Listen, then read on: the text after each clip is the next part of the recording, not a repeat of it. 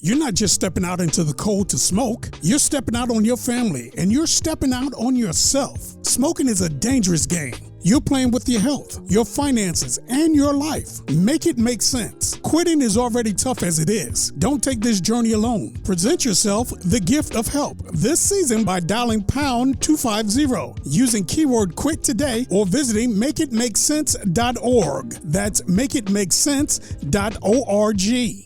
Thanks for choosing this free Anfield Index podcast. If you'd prefer to listen to this or any of our other shows without adverts, then now's the time to check out Anfield Index Pro. With AI Pro, you can supercharge your entire listening experience.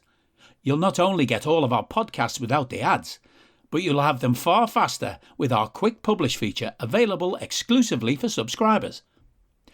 AI Pro also puts you in the heart of our sound studio, with an option to listen to many of our shows live and interact with the podcasters in real time as the shows are recording. Upgrading couldn't be easier. AI Pro is available on all popular podcast platforms, and we have our own apps for Apple and Android. Just head on over to AnfieldIndexPro.com and get started today. Good morning, good afternoon, good evening, wherever you are, whatever you're doing. And welcome to another in the special series of the Songs of Anfield. And I am delighted as normal to be joined by David John Jaggs, Jaggsy as we call him, from the Ragamuffins. Jaggsy, voice still intact after yesterday and everything we're putting you through at the moment? Yeah, exactly. I mean, you know, three home games in a week. We did Blackpool Ballroom and we soul band to about 2,500 on Saturday night, which was good. So yeah, I did that. A couple of gigs on Friday as well, and tomorrow I'm singing in my little girl's school. So that's the biggest gig of the weekend. So yeah. We all talk about football, but there are some things that are bigger and more important, eh? So there you go. And ladies and gents, I mean, Jaggsy, we have ticked through these now. If we think where we've gone, we obviously had the match day culture. We had Jurgen's song, I Feel Fine, however you wish to describe it. We've had every other Saturday. And now, as we move till part 4, you work at Hotel Anfield. We're Anfield. Yep. So we're going to be talking about, I'll let you do the big reveal for this one. It is Fields of Anfield Road. The Fields of Anfield Road. Now, this got heavy traffic from everyone. So if you're listening, thank you as normal for all the sort of the votes and comments. But a big one, a really popular one, there's no two ways about it. And almost what we described when we looked at the votes and the numbers, almost in the top 3, which we won't reveal all at once naturally, but definitely up there. So that's the one we're going to cover. I mean, when I told you it was this one, The Fields of Anfield Road, and if I just say that, Jaggsy, that song, The Fields of Anfield Road, what comes to mind when you hear that, or what do you think? The evocative thing for me is it's when the entire ground sings it, and it's really special. And there's, I know we're going to talk about this later on, but there's just something about this on a night game and the way it's sort of. You almost, you know, when you kind of see people's breath when it's like a cold winter night, it's not a Christmas. Obviously, we've had Christmas songs going on over like yesterday and that. So, but it almost has like a festive sort of feel to it. And I thought, which it isn't a festive song. Obviously, the original isn't a festive song, but it has that sort of that. It's like a winter thing and. The way that kind of goes around the ground is incredible. When you you almost see it being sung. Yeah. It's beautiful. I love it as well. I think as well when you say it, it's usually we're singing it when it's going well. Typically, it tends to be, isn't it? It's that one that unites. And like you said, there's just something. It's one of them songs that's special. Under the lights, everyone's sort of clapping, getting behind, using it, even as a thing just to raise it up. But like you said, and doing a novel here type of thing description, but like you said, the breath under the lights, there's just something, I agree, and I love people have voted this, that's absolutely special about this song. There's no two ways about it. And I might impress you, I might not impress you, Jaggsy, on this, but my bit of musicality research. I'm probably going to get this wrong, but let's see. The Fields of Athenry comes from Pete St. John, the original artist, I think, as we're finding out. It's got a special Liverpool connection. I'm sure you know this because the Hillsborough Collective did it, didn't they, with John Power from Cast, and it got, ranked in the charts and all that. And people will affiliate it as well, no doubts, with sort of, as we mentioned before, the Irish clubs, that type of thing. So there'll be that affiliation. You ever heard the phrase, the more things change, the more things stay the same? And while we love the excitement of new things, it's also nice to have the reliability of something constant. Hey, it's Wilmer Valderrama, and when it comes to insurance, State Farm is a good neighbor you can count on. Solo llama a tu agente. Another way State Farm helps is by supporting the creators and storytellers of the My Cultura Podcast Network family. Con la ayuda de State Farm, estamos ayudando y asegurándonos de que nuestras voces sean escuchadas.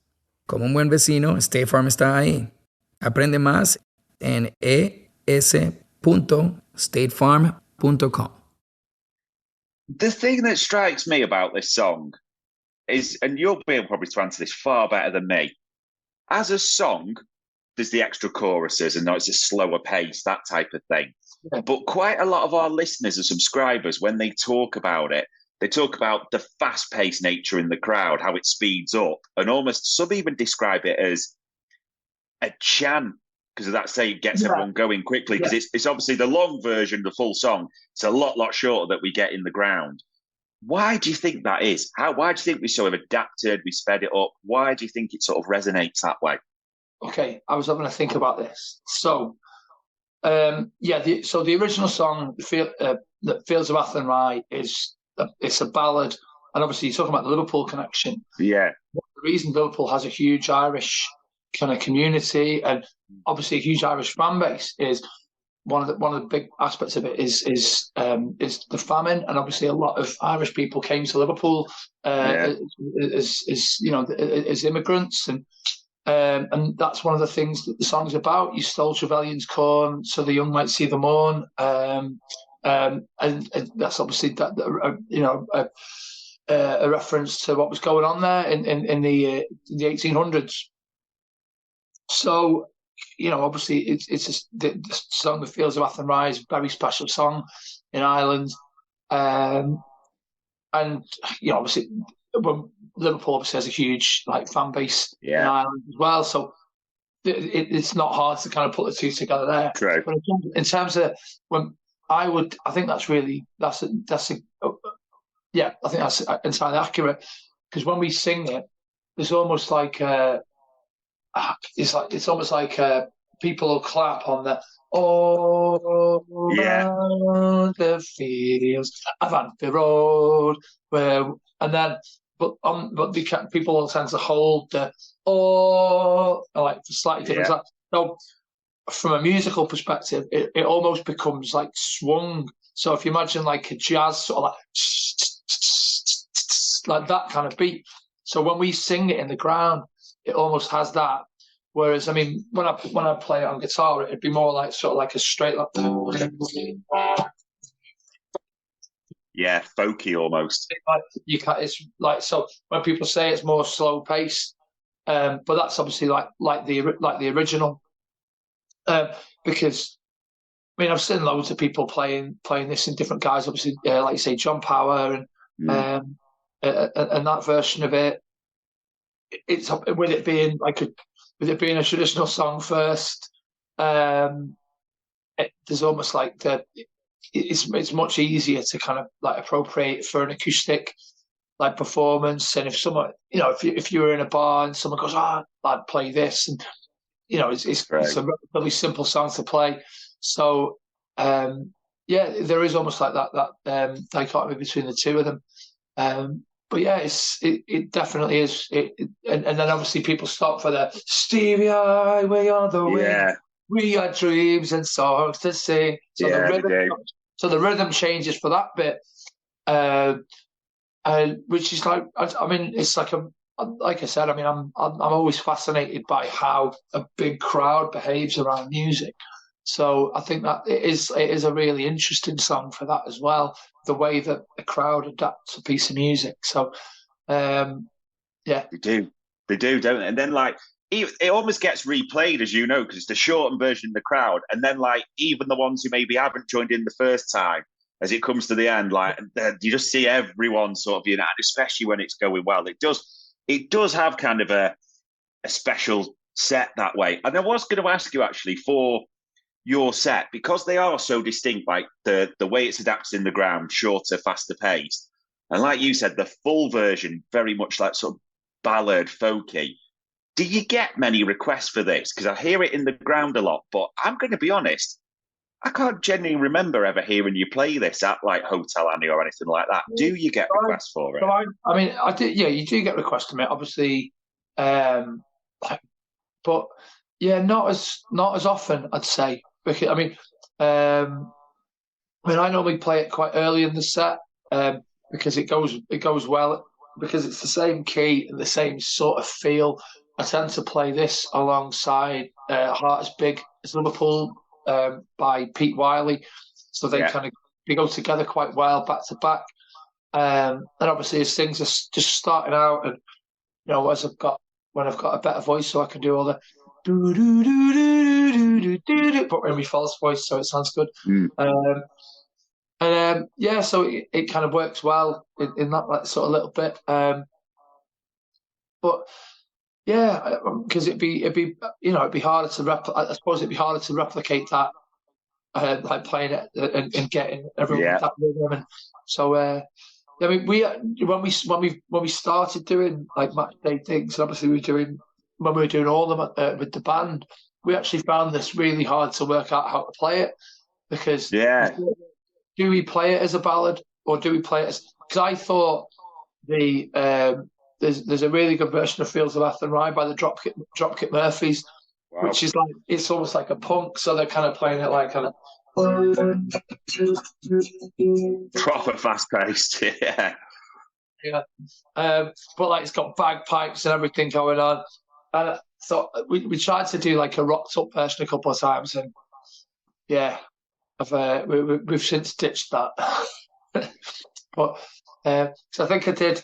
When I started doing stuff at Hotel Anfield, I think I recorded a version of this, usually with me playing drums, which is a rare thing, because it was still kind of COVID times. So I did a little version for them that I'd recorded, and I almost made it quite Beatlesy. So it was sort of like a little bit rocky, but not too, not sort of Dropkick Murphys levels of punk. So yeah. Are you that person who has everything? The coolest merch and those must-have fan threads? Well, over at our Anfield Index shop, we've gone that extra mile when it comes to pimping up your Liverpool collection. From our popular range of bespoke design t-shirts, sweaters, hoodies and hats, to our signature edition mugs, prints and coasters, all provided with fast worldwide shipping. We have something for every red. We also stock official LFC merchandise and are licensed with the Premier League and UEFA to sell official iron-on shirt badges and sleeve patches. As a listener to this podcast, you can get 10% off everything with coupon code AIPRO10. Just head over to AnfieldIndex.shop or find us on Etsy by searching for Anfield Index. Nice. I think, I was generally thinking about this. I'm going to ask you because it sounds weird. It's a big song. We love it. It usually means we're going well because usually it's one of those. But in a weird way, I'm struggling a bit with this. Have you got like a favourite rendition or like a match or a time when you can think like that's the best? Because we do hear it and usually you'd think this goes hand in hand with we're being successful, all those types of things. And I will probably think if someone says to me like, do you hear it most matches? Yes, when it's going well, no two ways about it. But I'm struggling to sort of pull one from a thread anywhere. Can you think of like a best time? I mean, I'd say, obviously, I'd probably say it was more prominent around sort of the sort of Benitez years, as like in that sense, because it's almost like songs like LA, LA, LA has pushed it back a little bit in the Rodgers sort of, when things are going really well under Rodgers. Yeah, true. Obviously, it's still prevalent there, but you had a Poetry in Motion was like really on the front foot in that sense there. So you'd have that. There was that Brendan Rodgers song that.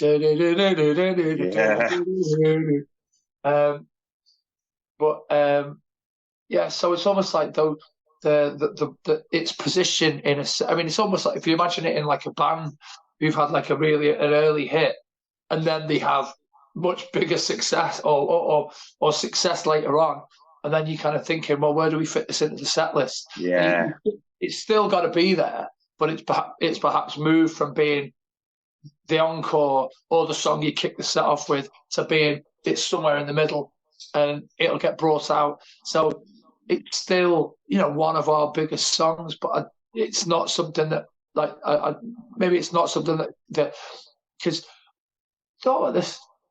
We have so many songs now. Yeah. And there's a clamour for new songs. It's almost like, sometimes you probably think we can have too many because you've only got 90 minutes to fill. We're not like Bruce Springsteen where you're going to go on for 3 hours. So, although with extra time, now I never know. But, there is only a certain space that you're gonna fill songs in. And so it is a funny one, and perhaps it has changed in recent times a little bit, but I can definitely remember it being like something that had, like you say, that had kind of echo around the ground in the kind of European night sense around the kind of Benitez times, and yeah. It is, yeah. It's a strange one because if someone said to you honestly, do you hear this most games where you win it? Yeah, 1,000%, not a doubt. But like you said, when you think of like favourite recollections, it's probably like it's difficult to pull one. It probably is most games and the big thing that way. I mean, honest question, does it come out only when we're successful, or are you putting this no, it is a sort of a builder, you still hear it at certain times? Because I honestly, if I'm trying to think and recollect or what I can remember, I get this feeling it's more when it's going well, shall we say, or one of those, but I could be wrong. What do you reckon? Yeah, I mean, in a sense, you can play level that a lot of songs because it's more difficult to get a song going when we're, let's be honest, garbage. So, but yeah, it's definitely. It almost, I mean, even in the context of a game, it's more a case of you're going to hear like songs that just get behind the team. So, say if we've gone behind, it's not the kind of thing that you're going to like kind of gravitate to, is it? You're going to do something really short, succinct, and so if we, I mean, last thing, when have we conceded? So Bournemouth this season.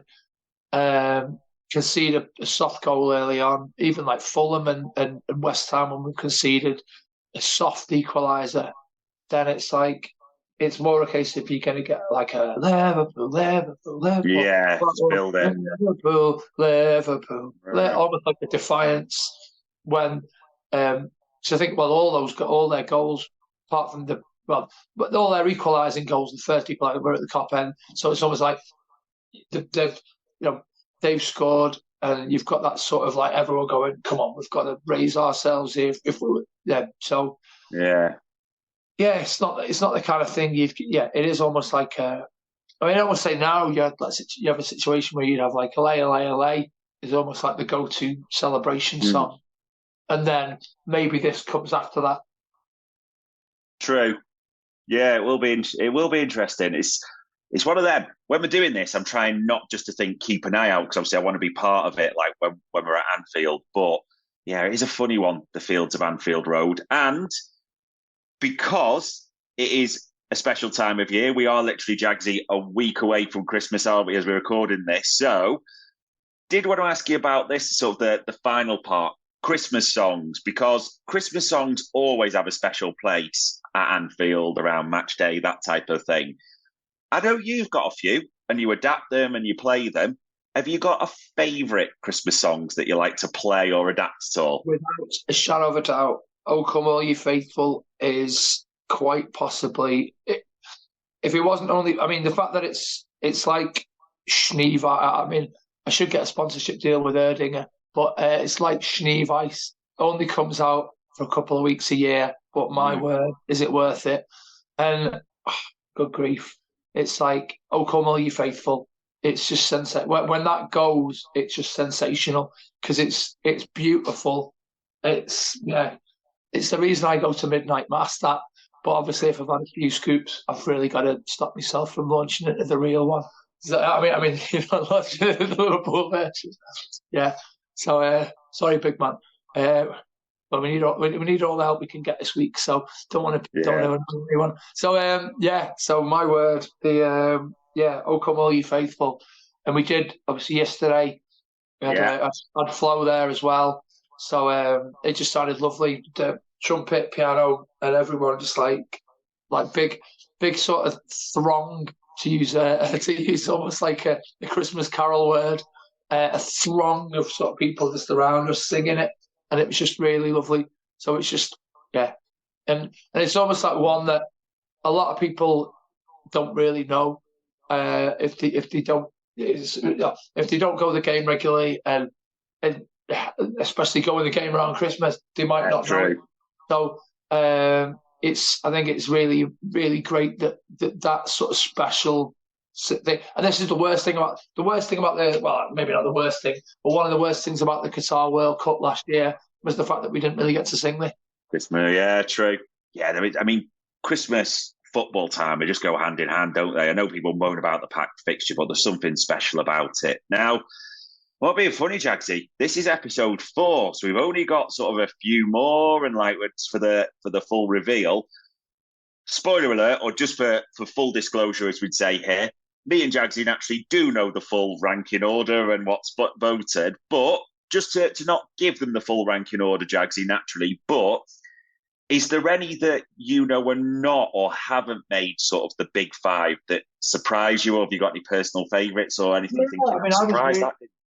I was flabbergasted that the Ozan Kabak song was I mean, I thought the votes after the LFC sort of Turkey supporters club alone would sort of would push that up, but I mean, obviously we talked about the fact that there's no player songs in. Yeah. I mean, I thought with the amount of love that Joss's song gets, I thought that might get in. I thought the Virgil song might be there or thereabouts, but I mean, when you think about it, I think the songs that have been picked, you're like, oh yeah, actually yeah. And I mean, like we said about, we've had our fingers burnt by players in the recent past, so perhaps that's like a factor, and we're like a little bit more like a scorned lover who's like, less willing to throw the hat into the ring there. So but no, I mean I think when you look at the list, I mean obviously, as we discussed earlier on, we've omitted "You'll Never Walk Alone" because that is almost like absolutely.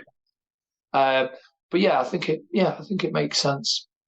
Yeah, true. I'm thinking that. I think you're probably right, because I did think when we launched this, completely wrong, for full disclosure, that I thought like Virgil, Jota, we'd be talking thing, but it's not our vote, and it's up to people that have voted. But ladies and gents, that was part 4. That was the Fields of Anfield Road. Keep an eye out, because it's natural it will be on our social media channels, because Jagsy, as he always does, very kindly records the full version for us. So keep an eye out for that. Keep an eye out for him at match day, like we all will be at Hotel Anfield. For those who are going, enjoy your Christmas time, enjoy everything around football, but more importantly, as we said, whether we're going to school plays or school assemblies, enjoy the time with the family as well. So all it really leaves me to say at this one, guys, is Jagsy, thank you for your time. Much appreciated as ever. Welcome. Yeah. Good stuff. And that, ladies and gents, was the Songs of Anfield Part 4 for Anfield Index. We hope you enjoyed listening to this Anfield Index show. Please be sure to subscribe to our channel so future podcasts find their way to your device automatically.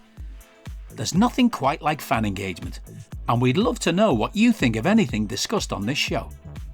The best way to get in touch is over on our free Discord community, where both podcasters and listeners debate the hottest LFC topics 24/7. Sign up free now at anfieldindex.com/Discord. You won't regret it. You can also follow us on Twitter at Anfield Index and find us on Facebook by searching for Anfield Index. Oh, and before you go, we'd love it if you could leave us a 5-star review on your favourite podcast app. It only takes a couple of seconds, and it means the world to the people who create these free shows. Sports Social Podcast Network.